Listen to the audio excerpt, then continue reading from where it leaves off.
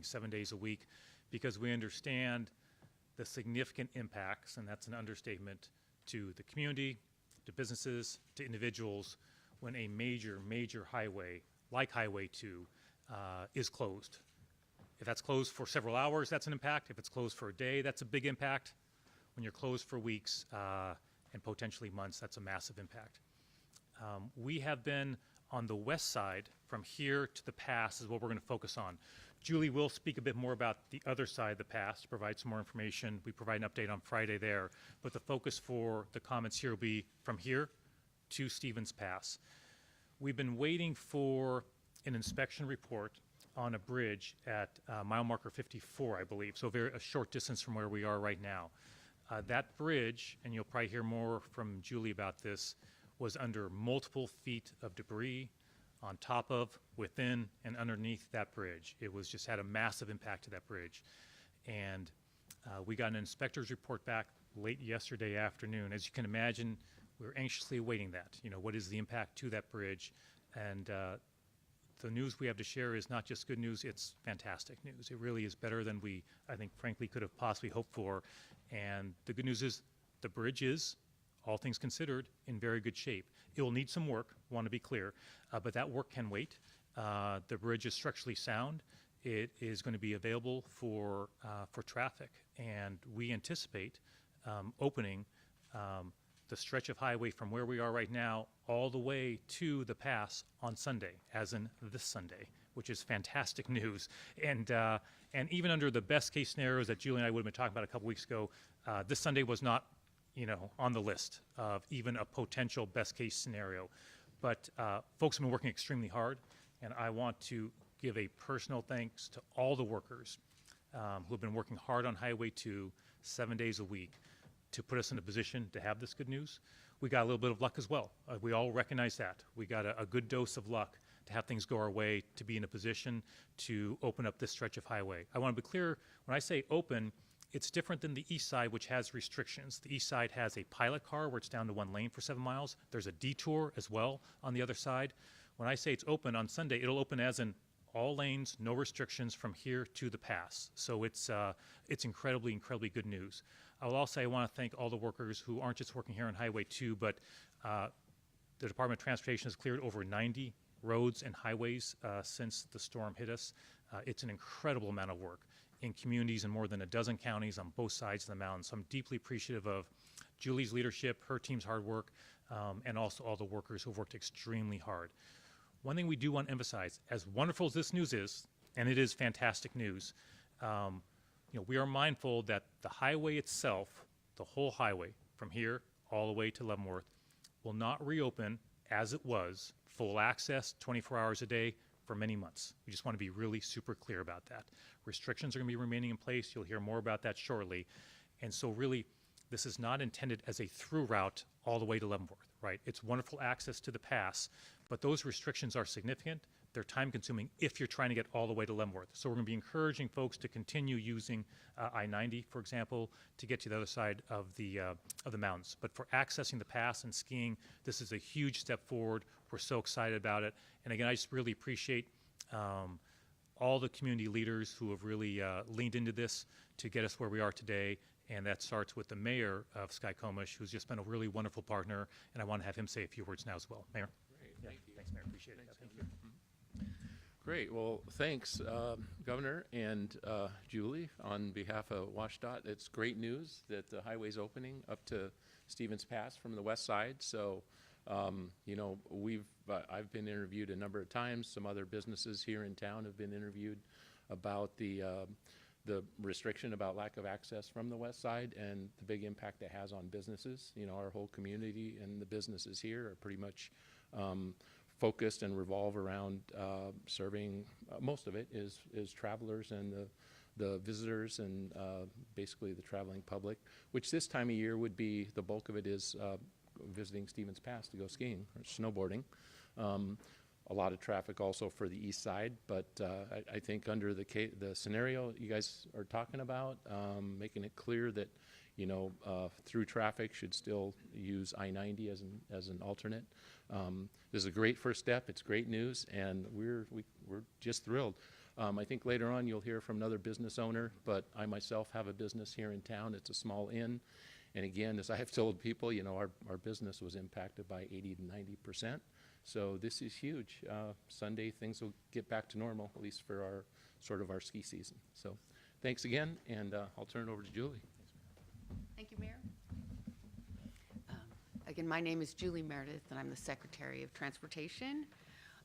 As you all know, Washington experienced historic widespread flooding across the state with landslides and levee breaches, and it significantly damaged our transportation system.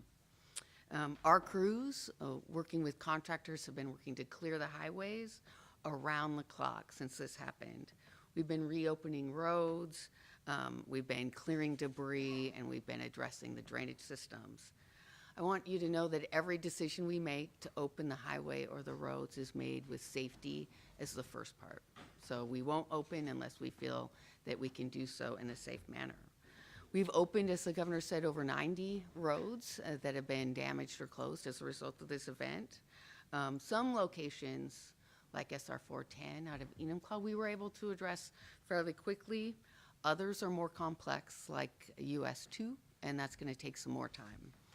On US 2, several sections were damaged, and some of them were washed away, so I'll talk a little bit about that. But even when we talk about the opening, I just want to remind everyone that it's not a through route. We don't view this as a through route. We think as a through route, you should rely on I-90 or US 12. So that's important to note.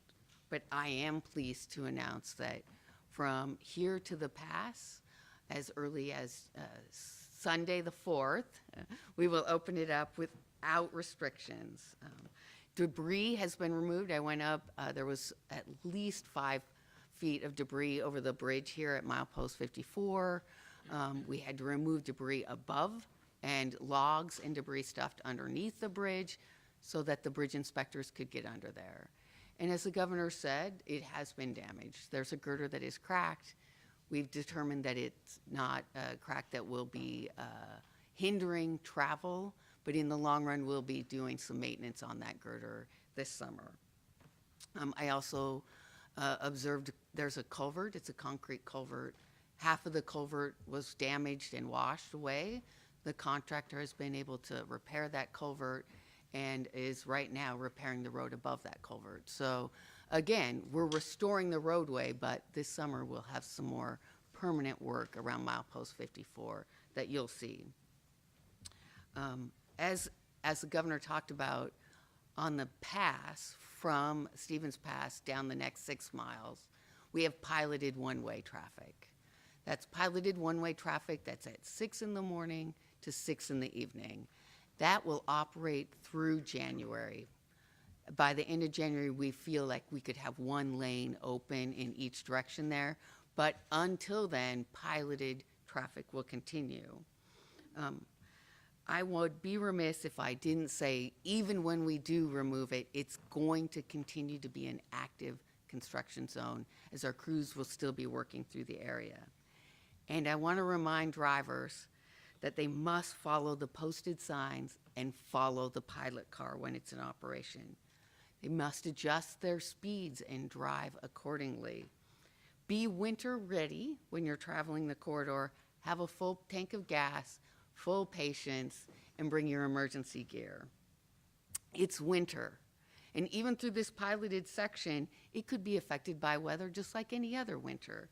So be prepared for snow, be prepared for closures should that happen. So now I get to Tumwater Canyon. Tumwater Canyon has had over 16 areas that have been washed out, damaged, removed. The drainage is gone. The contractor had to wait till the river waters receded so that they could get in and start rebuilding the waters or the roadway through Tumwater Canyon. And that's why through the section of Tumwater Canyon, we have a detour from Coles Corner to Leavenworth. I want to remind you that this detour is, it's not the same as driving the highway. It's circuitous, it's got a lot of curves, you need to drive slow and appropriate for the conditions on the detour. So again, I am really excited that we're able to restore access, that we're able to open up as we are. It's, again, not a through route. Use the I-90 for that, but we're happy to get it done. I want to say we're restoring it this summer. You'll see us back in there again as we bring it back to the permanent state. And with that, yeah. Good morning. Thank you, Julie, and Mayor Henry, and Governor Ferguson. My name's Glenn Eburn. I own the deli along with my wife out on the corner, Lusky's Deli. I was just asked to speak about the happenings out there, loss of business, but I don't want to dwell on the negative. I want to thank the media for your coverage, and that has helped bring people in as far as Bellingham for lunch, Tukwila, West Seattle. People have come up just for a coffee or a lunch, which has been great. As Mayor Henry said, some businesses have lost up to 80% revenue. We're a little more fortunate. We've lost about 60%. I think the gas station said the same. So it's a significant loss. The winter season, the two biggest weeks are the ones we're in right now, from when the kids got out of school until they go back. So we thank you for your support, and I guess I'll give it back to whoever's in charge at this point. Thank you, Glenn. Questions back to the governor? Thanks so much, Glenn. And I do want to echo what Glenn said about the media, in terms of, I've heard that a lot when I've popped into coffee shops where business owners really do feel that coverage has helped them. As not surprisingly, Washingtonians are rallying around folks who are impacted by what's going on. So I'm not surprised that's what you've seen as heard as well, because that's been a consistent message.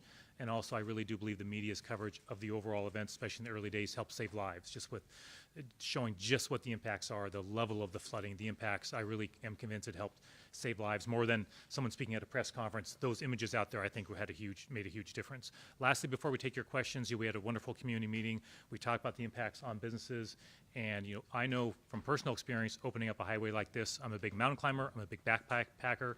To the extent I get free time these days, that's what I like to do, and so that takes me on highways like Highway 2 on a regular basis, and I know where my climbing buddies and I go to get our coffee, where we go to get our lunches. Sometimes we go to spend a night on our way to before we get on the trail, is at communities like this all across the state. So we're very mindful of the impacts on businesses. That's why it's so exciting to get this open, to really help out businesses on this corridor and to really connect our state once again. Just the symbolism of that is meaningful to me. It's meaningful to the people of the state, and we're just super excited about that. With that, we're happy to take your questions, and feel free to fire away. I'd like to ask Glenn a question, Yeah. actually, if you don't mind. I actually followed you on Facebook, so I saw those things were going along, and it looked like you were starting to get a bit emotional as you're talking about this. Can you lean into that a little bit and talk about what this has meant to you? Because I could see it was on the way. We didn't make it. Yeah. So bring it up again. Yeah, we've had donations from the teachers, put together a donation package. The Crosswater Community Church, a generous donation. All the donations are going directly to our staff. That's our biggest concern, is that the loss of income for eight families up here, the little bit that they get, that's it. And we've been able to keep payroll where it's at. One of our staff stepped down for the time. We'll have her job back on Sunday. And we'll be back to normal. We've been able to pay them the same, approximately the same amount as they would if we were in business. So does that answer your question? Yeah, clearly it's tugging at your heart a lot. Can you just kind of maybe share a message to the people who've been a part of getting you to this point? Again, the school, the church, just the employees in general have all, come together. They understand the situation. And it's just been great seeing the support from the people in the state. They can't get to us from the east side, but they are coming, like I said, as far as Bellingham. There's a group of 4 ladies came up from West Seattle. Well, I could add something. I know that, because besides the inn, we also have, we run a cafe, and so we're open like 4 days a week for breakfast and lunch. Again, that's food and beverage service, hospitality for travelers. And for instance, this last week, we've been almost as busy as a full-going ski season. I mean, and that's literally just from people coming up from all over the Puget Sound area. Like Glenn said, they basically have come up, and they can't go to the pass. They know that, and they just came up. It was nice that we had a little snow, but came up just to have lunch. Families, couples, everything. So it's been great. Again, that first week, I mean, the contrast was stark. A week ago, before we got the media coverage and stuff, we had, 5 tables on a weekend day, and now we're back to pretty much normals. Like, we do 40 or 50 tables in our normal weekend days. So that shows how much impact it's had on the public and their support for us. So, Yeah. yeah. Can you share the story of the order of 8 French fries, 8 Oh. French fries, 8 orders of French fries? Quick little thing. So a gentleman came in. This was either Saturday or Sunday, and he came in and he's ordering 8 sides of fries to go. And I just kind of looked at him. I thought that was kind of strange, and I said, "That's all you need?" And he said, "Yeah, well, we were out at the deli. We got our burgers there, and they don't have fries. So they said, come on over because you have fries." And I said, "Well, that's great. That works perfectly." So we're happy to share. And Henry will send the milkshake people over our way. He doesn't like to serve milkshakes. But to finish that story, the 4 ladies came in from West Seattle, and they proceeded to give $50 a tip to each of our employees at the time. And then they asked about the employees' families, and it just so happened that the one lady's family was in the deli eating, all 4 kids, all under the age of 10, I believe, and her husband, they were all there. And so they gave them each another $50 tip. So just things like that. That's why it brings a tear to my eye. If I can just add, thanks for sharing that, Glenn. Huskies, And Huskies, we got it covered. I think that emotion's real. I mean, it's here, but also really all across the state, right? Folks have been impacted in huge ways. I've seen that. I'm just proud as governor. I'm not surprised by anything I've heard.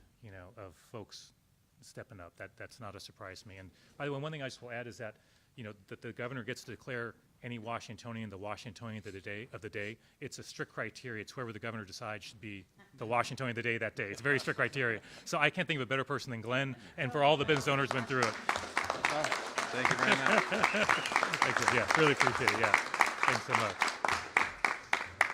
Thanks for that slight diversion, everybody. Happy to take other questions that you have. Yes. Yeah. Speaking of businesses, obviously, especially along Highway 2, will the state be providing any type of financial support for these businesses, such as Glen or anything like that, as they try to get back on their feet? Obviously, this reopening is huge news, Yes. but there's still a lot to be done. Absolutely. So thanks for that question. I'll just repeat it so folks could hear it. It goes to, hey, the impacts on businesses, what can be done financially to help businesses? I'll extend that answer to homeowners who've been impacted, right?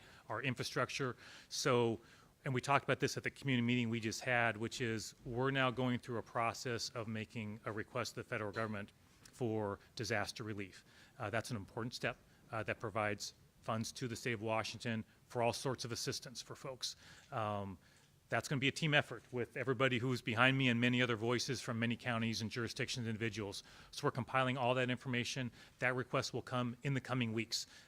Also very much at the ground level, when I've been to communities from Hamilton to Sumas to Orting, all across our state, we're working hard at the local communities to make sure that business owners understand what options they have, but also to make sure we're documenting flood impacts, for example, to those businesses, to make sure that's part of our story to the federal government. So more to come on all that as we make that request, but it will be very important that the federal government grant that disaster relief, which will help so many Washingtonians and our infrastructure as well.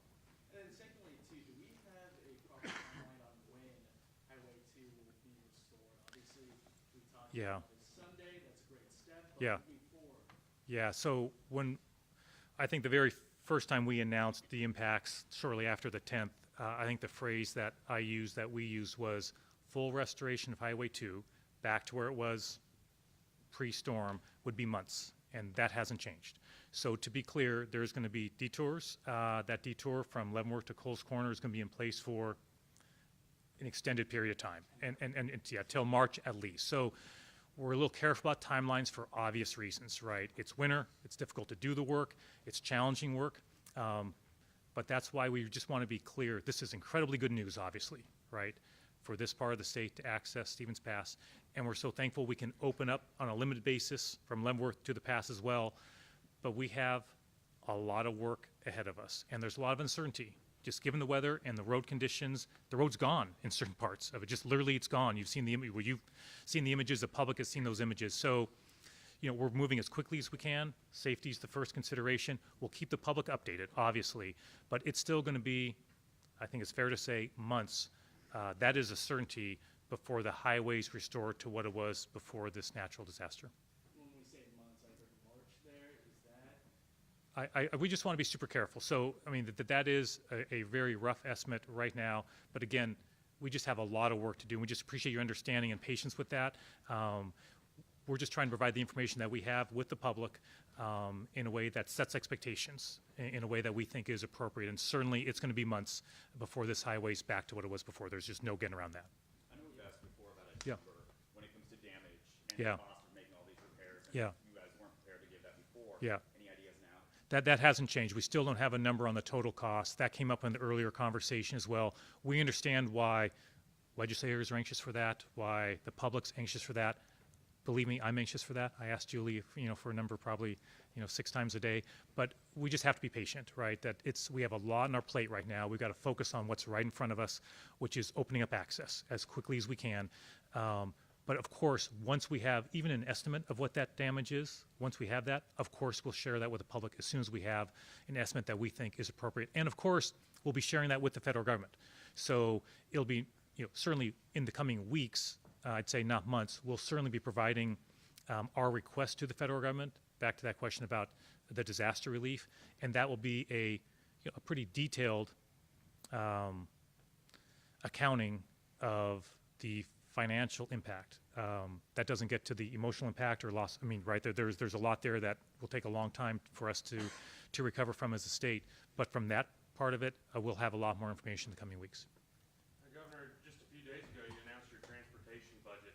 Yeah. Did any of that money help in this situation? Does any of that money help prevent things like this from happening again? Sure. So on the transportation budget, I did propose in my transportation budget $2 billion to be invested in infrastructure and maintenance and preservation, roads, bridges, et cetera. That proposal was baked before this storm happened. I think it's fair to say that this natural disaster has only underscored how important that investment is. That investment is like the largest proposed investment we've had in our state for many, many, many years. So I think it was important before the storm. I think it's magnified post-storm. But one thing to keep in mind, of course, is to your question, because we're asking for disaster relief, we're asking for federal assistance financially with that infrastructure. So a lot's to be determined on, hey, how much is going to come from the federal government, if any, candidly, right? And then what that means for the state. So there's some unknowns there. I'm a one step at a time kind of person, and so the step for us in front of us is to make the most compelling case we possibly can for disaster relief. And that's my big job right now, working with the folks behind me and from all across the state. We're very, very focused on that. And I'll take meetings with whoever I need to meet with back in Washington, D.C. My team will. We're going to do everything we can to make sure we get those federal dollars, because the impact, while we don't know the exact number, it's obvious it's going to be a significant cost. If I'm not mistaken, you said it was probably going to be a process of a few more weeks before Yeah. you actually put in that request. Yeah. What's a time frame look like on if there is any money getting there? Yeah, so I'm working off memory, so my apologies. We can follow up with you afterwards, so my apologies. I'm working off memory. I might get this a little bit late, a little bit off. But my recollection is, but double check with my team, is once we make the application, FEMA reviews it. That takes a couple weeks. It then goes to the White House, and then it's up to whatever period of time it is there.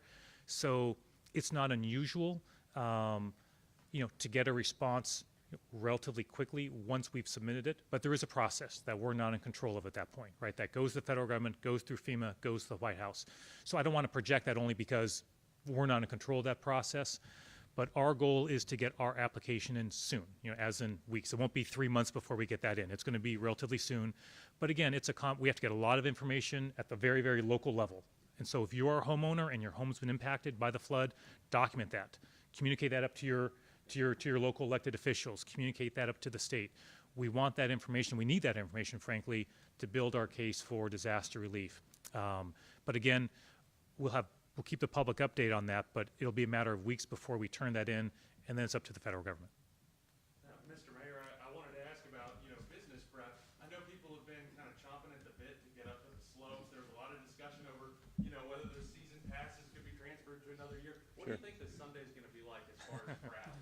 Good question. Yeah, What do you think? I think it'll be very crowded. I know there's a lot of people, as you said, chomping at the bit. I mean, we follow social media and stuff. We have a site there. I think all the businesses here do, and you hear the social media and clamoring for getting access from the west side.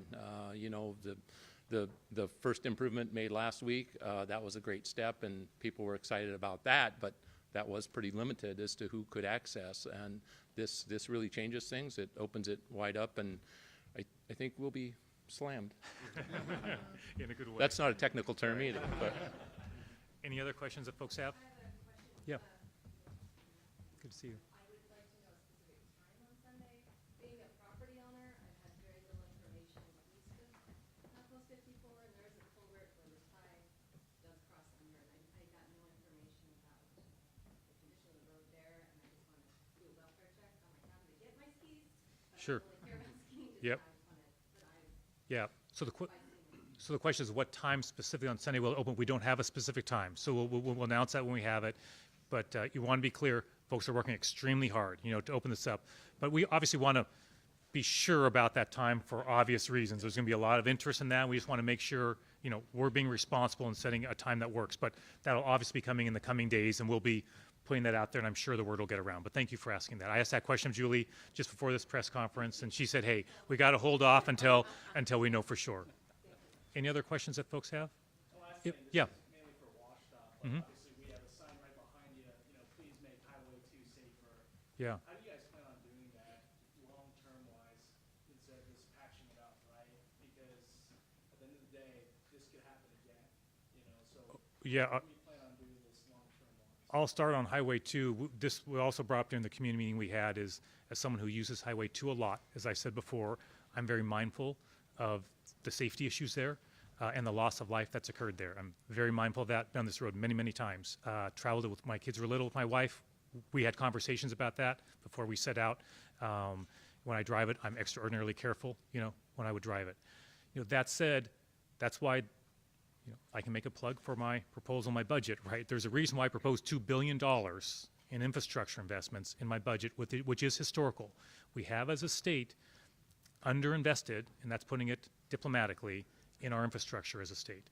Highway 2 is a good example. Trust me, there are highways and bridges all across our state, where when I'm in a community, I'm hearing the exact same thing, but fill in the blank for the name of a bridge or a road or infrastructure in some way. And so even if the legislature adopts every penny of my $2 billion proposed budget, I hope they do, of course, right? But even that, by no stretch of the imagination, solves our need for our investments in our infrastructure. I want to be very clear about that. But it is an important step, right, in getting us where we need to go. And look, I'll say, I love a ribbon cutting of a new place, of a new building or a new bridge as much as anybody does. But candidly, we need to set those aside for the time being and focus on our maintenance. We have how many bridges are over 80 years old? Like 80, yeah, exactly. It's a large number of bridges that are already past their kind of anticipated life. They need improvements. They need paint jobs that extend their life. We need to do that to preserve the infrastructure we have, and to your point, to continue making investments for safety as well. So I'm mindful of that on a personal level, and it goes to the legislative process, and we'll be working closely we have a number of legislators here, which I'm deeply thankful, for their hard work on this disaster in general, but also their interest in that part of the budget as well. Any final question before we wrap up? Yeah. Be curious to hear what motivated you to come up here and hold the sign. Would you like to share just a little bit of that with us? I mean, I am curious. So what I'll do is he'll be available afterwards to talk to you, if that's okay. We got to wrap up. We're going to go visit the bridge, if that's okay. So I just want to wrap up by saying how much I appreciate all of you taking time to be here on short notice, which we appreciate. Mayor, thank you again for hosting us. Number 3, I just want to say, to Washingtonians, as a new governor and first time dealing with a natural disaster, obviously of a pretty major scope, you don't know what the response is going to be out there. And I just will say that I've been so thankful by the response of so many folks, from elected folks down to community level, to what you're saying, Mayor, right, and Glenn, about, hey, folks just reading about what's going on and driving here, and it's wonderful to see, and what makes our state so great. So I'm deeply thankful to all the Washingtonians who are watching, who have done that. And there's lots of communities just like this who have been deeply, deeply impacted by the flood. And we're going to continue getting out to those communities and doing everything we can to help out individuals, businesses, and our infrastructure. Thanks so much for being here, everybody. Really appreciate it. Have a great day, everybody. Yeah. Thanks so much. Yeah. Hey, thanks for being here. Yeah. Really appreciate it. Thanks, Julie. Appreciate it. Yeah. That's fun. That's fun. Except for the whole thing about a first disaster. We don't need any. That's right. That's right. Thank you, Secretary. Yeah, appreciate it. That's true. Yeah. My wife, Mary, was small, grew up. Oh, come on. She's your wife? Yeah. Oh, we know the small family. Annie Ferguson is one of the best friends. Absolutely. And my brother Peter, I know, is close with Billy, right? Yeah.